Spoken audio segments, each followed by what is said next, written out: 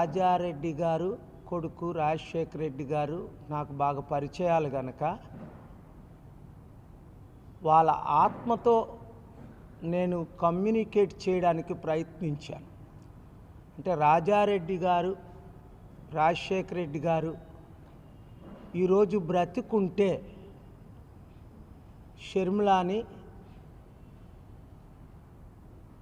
ఏ విధంగా అడ్డుకునేవారు అన్న విషయం నాకు బయలుపడింది. రాజకీయాలు అంటేనే అతి దరిద్రం, మోస్ట్ కరప్షన్.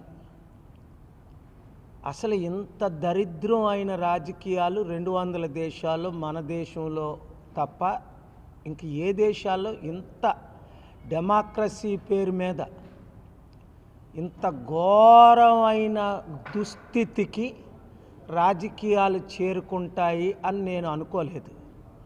నిన్నట రోజున రాజారెడ్డి గారు రాజశేఖర రెడ్డి గారు ఆత్మ తీవ్రంగా ఘోషిస్తుంది.